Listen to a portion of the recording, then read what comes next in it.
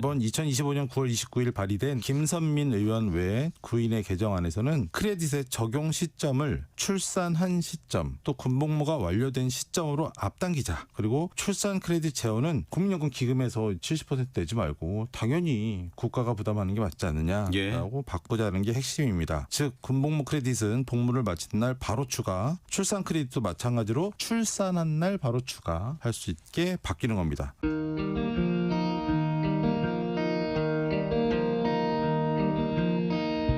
오늘은 국민연금 속의 숨은 제도라 일컬어지는 출산 크레딧과 군복무 크레딧 이야기를 준비하셨는데 소개는 했지만 실제로 이게 뭔지 잘 모르는 것 같습니다. 설명을 좀 부탁드립니다. 젊을 때 희생한 시간에 대해서 국민연금이 이 부분을 어떻게 보상하느냐 바로 그 얘기인데요. 국민연금 수령액을 늘리는 가장 좋은 방법은 추납이란 좋은 제도가 있죠. 소득이 중단되었거나 또는 경력 단절로 인해 못 냈던 기간을 나중에 다시 채울 수 있도록 만들어준 아주 좋은 제도입니다.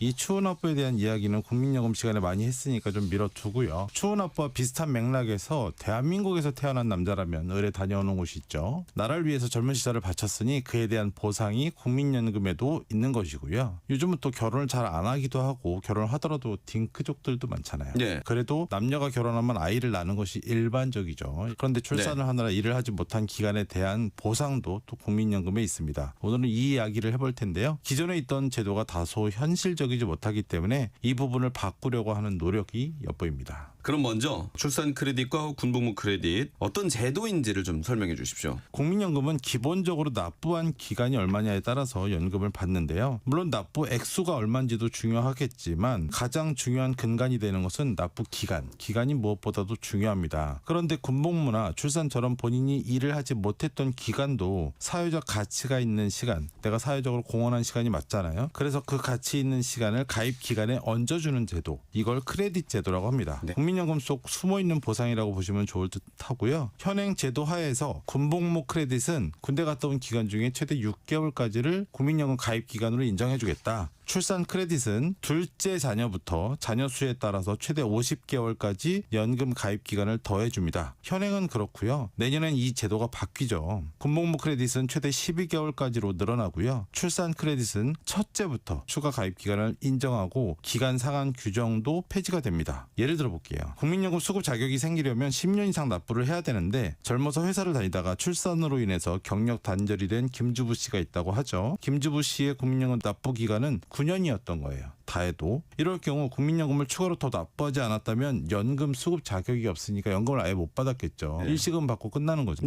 그런데 출산 크레딧이 더해지면 10년이 넘게 되어서 연금 수급이 가능해지는 거죠. 일단은 제도의 취지와 또 제도까지는 알겠는데 좀 실질적인 체감이 안 된다는 이야기는 뭔가요? 현행 제도의 가장 문제는 타이밍이에요. 적용 시점이 문제인데요. 군복무를 마치거나 아이를 낳아도 바로 크레딧이 적용되지 않습니다. 앞서 예시를 들었던 김주부 씨의 경우에도 국민연금은 나 9년밖에 안 됐으니까 국민연금 못 받겠구나 이미 체념하신 분들이 많고 포기하고 있다가 수령을 하게 되는 경우들 나중에 알게 돼서 이런 제도가 있는지 국민연금 받을 때쯤 적용을 해주게 되어 있거든요. 그래서 만약에 미리 적용을 해줬더라면 포기하지 않았을 것이고 내가 추후납부할 수 있는 기간이 있으면 더 늘리려고 하고 노력을 했을 수도 있는 거고요. 연금을 수급할 수 있다는 희망이 생기기 때문에 노후 생활을 좀 더 잘 설계할 수 있었을 겁니다. 이 크레딧들은 적용 시점이 연금을 받을 나이인 노령연금 수급 시점이 되어야만 반영이 된다는 점이 문제인데요. 즉 30대에 아이를 낳아도 60대가 돼야 혜택이 생깁니다. 그러니까 젊은 세대 입장에서는 군대를 갔다 왔는데도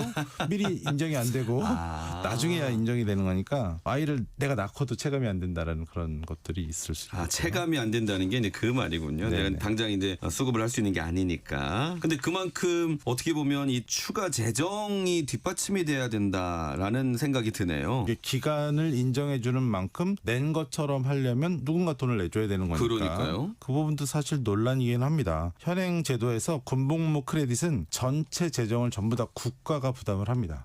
나라에서 내주고 있다라는 얘기죠. 그런데 출산 크레딧 재원은 현재 국고에서 30%를 부담하고요. 국민연금 기금에서 70%를 부담하고 있습니다.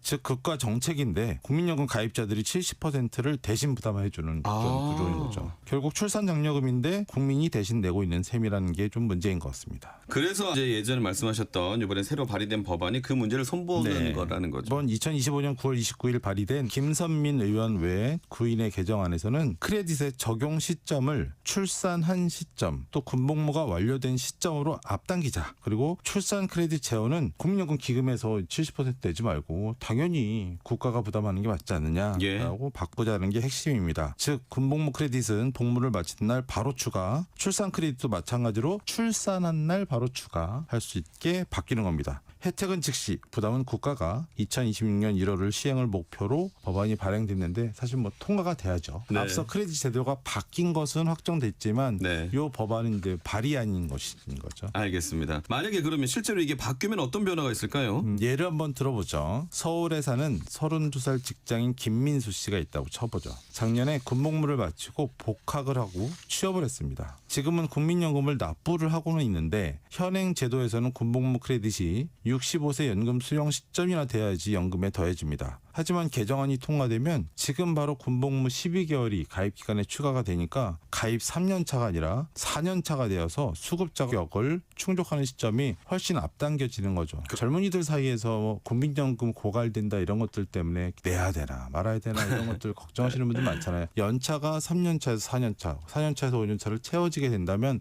그래도 한번 해볼 만하지 않을까 이런 생각도 좀 할 수 있을 것 같고요. 네. 출산도 마찬가지입니다. 아이 둘을 낳은 워킹맘 35살 이소영 씨의 경우는 출산으로 인한 공백이 2, 3년 정도 될 거잖아요. 네. 둘째 출산 후 퇴직을 고민했지만 지금 크레딧이 바로 반영된다면 납부 중단 후에도 내 가입 기간이 보장된다라는 점이 안정감을 줄 수 있겠죠. 이건 단순한 제도 개선을 넘어서 출산 유도 효과까지도 약간 네. 좀 기대해 볼 수 있다라는 생각이 좀 보여집니다. 말씀 들어보니까 출산 정책의 재원을 지금 이제 국민연금이 어느 정도 일정 부분을 짊어진 거다 이런 생각도 드네요. 네, 사실 국민연금은 노후 보장 제도이지 그러니까요. 출산 장려 정책이 아닙니다. 그런데 출산 크레딧 비용의 70%를 국민연금 기금이 부담하다 보니까 네. 결국 미래 연금 수급자에게 부담이 전가되는 구조인 거죠. 국민연금이 출산 정책의 도구가 되어서는 안 됩니다. 이번 개정안은 바로 이 부분을 국가의 책무로 되돌리자라는 의미가 있습니다. 네. 즉 출산, 군복무는 사회적인 가치, 젊은 시절에 어느 정도 시간을 희생한 부분이라고 생각하기 때문에 그 보상은 국가가 책임져야 된다라는 방향으로요. 본 광고는 생명보험 광고심의 기준을 준수하였으며 유효기간은 심의일로부터 1년입니다.